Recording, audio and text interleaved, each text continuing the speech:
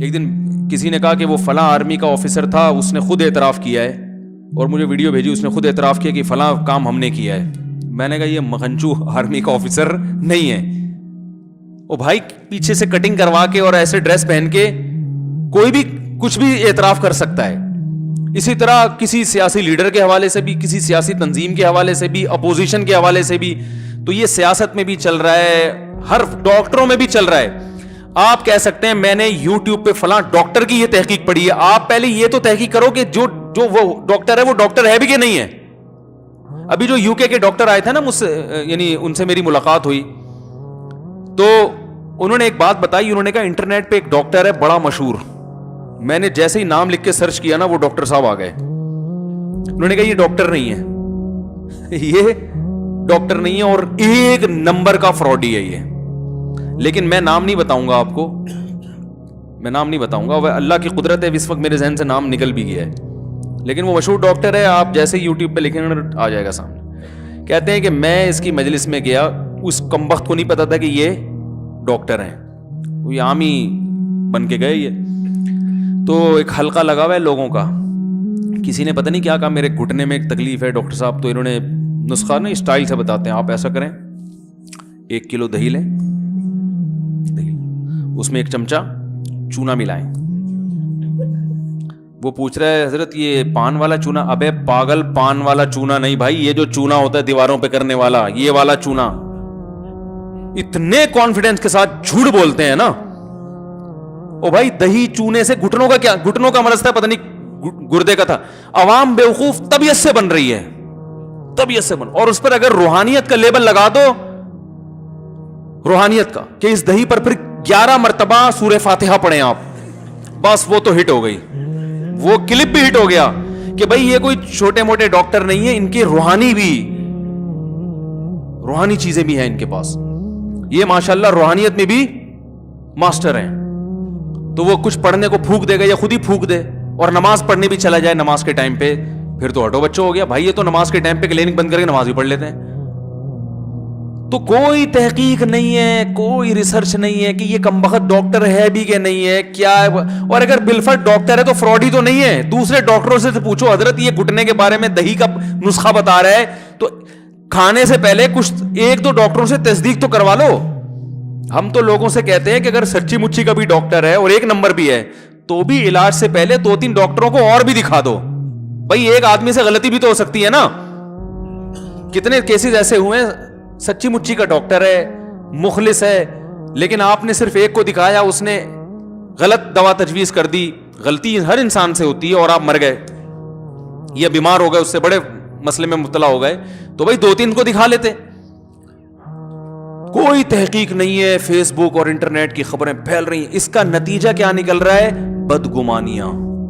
ابھی میں اور بھی کچھ مثالیں دوں گا جو بڑے ایشوز دنیا میں چل رہے ہیں, لیکن اگر میں نے وہ مثالیں دی نا تو نتیجہ کیا نکلے گا؟ میرے خلاف 20 کلپ اور آ جائیں گے. پھر اس سے میں مثالیں نہیں دوں گا زیادہ, میں تو ادھر ادھر کی گردے اور پھیپڑوں کی مثالوں پہ ابھی چرخا رہا ہوں, ورنہ اس سے معاملہ بہت زیادہ خطرناک ہے. بہت اونچی سطح پہ یہ کام ہو رہا ہے. سیاسی لوگ ایک دوسرے کو بدنام کرنے کے لیے ایک دوسرے کے اچھے کاموں کو غلط بنا کے پیش کرتے ہیں. اس نے جو یہ کیا ایکچولی اصل میں اس کی نیت کیا تھی؟ بولو بھائی, ایکچولی اصل میں یہ یوں کر رہا ہے, اصل میں یہ یوں کر رہا ہے, میں نام نہیں لوں گا, وہ پھر ایک طوفان بدتمیزی کھڑا ہو جاتا ہے ہمارے ملک میں. تو اصل میں یہ یوں ہو, یعنی یہ فرض کر لیا ہے کہ دنیا میں کوئی بھی اچھا کام کر ہی نہیں سکتا, جو بھی کرے گا وہ غلط ہی کرے گا اس ملک میں. تو اس سے کیا ہو رہا ہے بھائی؟ آپس میں نفرتیں, لڑائیاں. ابھی دیکھو مجھ سے بہت لوگوں نے کہا پرویز مشرف کے بارے میں جو پھانسی ہوئی ہے نا اس پہ آپ بیان دیں. پھانسی کا جو جج نے فیصلہ سنا اس پہ, میں نے کہا مجھے کچھ پتہ ہی نہیں ہے کہ کس بیس پہ پھانسی کا اعلان پھانسی, یعنی میں پہلے تو وہ پوری رپورٹ پڑھوں نا سپریم کورٹ کی کہ بھائی کیا کیا جرائم اس پہ ثابت کیے گئے ہیں, کس بیس پہ اس کو پھانسی کی سزا سنائی گئی ہے. اس کے بعد میں فیصلہ کروں گا کہ یہ صحیح سزا ہے یا غلط, اور پھر بھی میں فیصلہ خود سے نہیں کروں گا, 25 وکیلوں سے رابطہ کروں گا میں. یار تم قانون کو زیادہ جانتے ہو, جج نے اس میں دھاندلی کی ہے, یہ 1 نمبر. تو میری جب ریسرچ ہی نہیں ہے, میں عدالت کی لائن کا آدمی نہیں ہوں, تو مجھے بیان ریکارڈ کروانے کی ضرورت کیا ہے؟ میں سمجھا پا رہا ہوں اپنی بات جس کو کچھ بھی ایک لفظ نہیں پتا ہوگا وہ بھی بیٹھ کے کلپ ریکارڈ کروائے گا. عامی آدمی, جاہل آدمی, بھنگی بھی اٹھے گا, چمار بھی اٹھے گا, ڈاکٹر جس کی یہ فیلڈ نہیں ہے وہ بھی, ہر آدمی بیٹھ کے کچھ نہ کچھ رائے دے گا. کلپ ریکارڈ نہیں کرائے گا تو کمنٹس میں بہت اچھا ہوا مشرف کو پھانسی ہوئی, دوسرا کہے گا بالکل غلط, پھانسی بالکل بھی نہیں ہونی چاہیے تھی. بھائی اگر اچھا ہوا تو کیوں ہوا, آپ کیا دلیل ہے اس کی کہ جج نے فیصلہ درست کیا ہے؟ بھائی وہ تو ایسا تھا, وہ تو ویسا تھا. او بھائی جان, فیصلہ جو پھانسی کا سنا ہے وہ کس بیس پہ سنایا ہے, وہ بیس پتا ہے آپ کو؟ وہ عدالت کے الفاظ معلوم ہے؟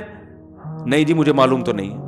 اچھا بہت غلط کیا عدالت نے کہ اس کو پھانسی سنائی, کیوں غلط کیا بھائی؟ ارے بھائی کسی کو غلط یا صحیح کہنے سے پہلے ضروری ہے اس کو جانتے تو ہو. آپ کے سامنے جب بھی کوئی کہتا ہے یہ بندہ غلط ہے تو آپ پوچھیں گے نا کیسے غلط ہے, کیا آپ اس کے ساتھ رہے ہو؟ ہمیں رہا تو نہیں ہو, کوئی معاملہ کیا ہے نہیں کیا, تو پھر آپ کیسے کہہ سکتے ہو غلط ہے؟ تو زیادہ تر لوگوں کو کخ بھی پتا نہیں ہوتا مگر خود سے فیصلے کہ یہ اچھا ہے اور یہ برا ہے. تو کیا بتاؤں یار, کمنٹس میں میرے بارے میں لوگوں نے لکھا ہوتا ہے کہ اس کو ایک لفظ بھی نہیں آتا ہے, جنہوں نے کہا ہوتا ہے میرے ساتھ زندگی میں کبھی ان کی ملاقات بھی بھائی نہیں ہوئی. تو آپ کیسے کہہ سکتے ہیں کہ اس کو آتا ہے کہ نہیں آتا؟ کوئی ڈیبیٹ ہوئی ہو, کوئی بحث ہوئی ہو؟ تو یہ ہماری حدود ہیں جن سے ہم تجاوز کرتے ہیں.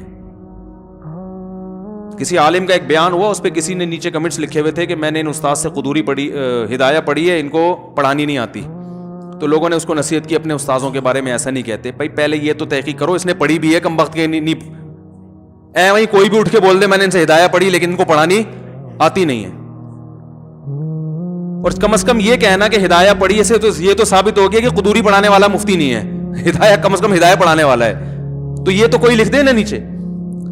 تو وہیں بیٹھ کے تبصرے, الزامات, بہتان, چاہے وہ میڈیکل سائنس کے حوالے سے ہو, چاہے وہ گردوں کے حوالے سے ہو, پھیپڑوں کے حوالے سے ہو, ایسی ایسی چیزیں. فارمی مرغی نہ کھائیں, میں نہیں کہہ رہا کہ آپ کھائیں, لیکن جو فارمی مرغی کے بارے میں ڈینجرس اور خطرناک قسم کا ایک تصور پیش کیا گیا ہے, میں بڑے بڑے ڈاکٹروں سے ملا ہوں, کم از کم میرا کانسیپٹ تو یہ ہو گیا کہ بھائی اتنی ڈینجرس نہیں ہے. نہ فارمی انڈا اتنا برا ہے ٹھیک ہے, نہ فارمی مرغی اتنی بری ہے. بری ہوتی تو ڈاکٹر پہلے کہتے نا, وہ تو خود دبا کے کھا رہے ہیں تسلی سے. پھر بھی ایک اصولی بات یہ ہے کہ جو قدرتی چیزیں ہوتی ہیں جن میں انسانی ہاتھ کم سے کم لگے ہوں وہ بہرحال اچھی. جیسے گورے بھی آرگینک چیزیں مہنگی ہیں امریکہ اور یو کے وغیرہ میں, اور یہ جو فارمی چیزیں سستی ہیں وہ مہنگی اسی وجہ سے ہیں کہ ان کو پتا ہے کہ جو قدرتی چیز ہے وہ, تبھی ہم نے دیسی مرغیاں پالی ہوئی ہیں, دیسی انڈے کھاتے ہیں, تبھی اتنا چہک رہے ہیں آپ کے سامنے. فارمی انڈے کھاتے تو پھر شاید اتنا. آج صبح سے میرے کتنے بیانات ہو چکے ہیں, دیکھو صبح سے میں گھوم رہا ہوں. وہ 1 بجے وہاں پہنچا ورکشاپ, پھر وہاں سے فوراً نکل کے ڈیفینس سے جامعۃ الرشید پہنچا, جامعۃ الرشید سے پھر عصر کے بعد ایک نکاح پڑھانا تھا, اور نکاح پڑھا کے پھر واپس ڈیفینس گیا, وہاں بیان کر کے پھر یہاں تکبیر اولیٰ کے وقت تقریباً پہنچا ہوں آ کے. پھر تو یہ کس کا, یہ فارمی انڈے, کیا خیال ہے مولوی صاحب, فارمی انڈا ایسا بولتا ہے؟ کھاؤ دیسی چیزیں, دیسی کو فوکس کرو. لیکن فارمی کے بارے میں اگر آپ ریسرچ کرو تو وہ ریسرچ ہونی چاہیے. وہ ریسرچ کس سے کرو گے بھائی؟ بڑے بڑے ڈاکٹروں سے. کاپی پیسٹ والا حساب نہیں ہو. کچھ ڈاکٹر بک بھی جاتے ہیں جو انٹرنیٹ پر اپنے چینل کو پروموٹ کرنے کے لیے الٹی چیزیں مارکیٹ میں لا رہے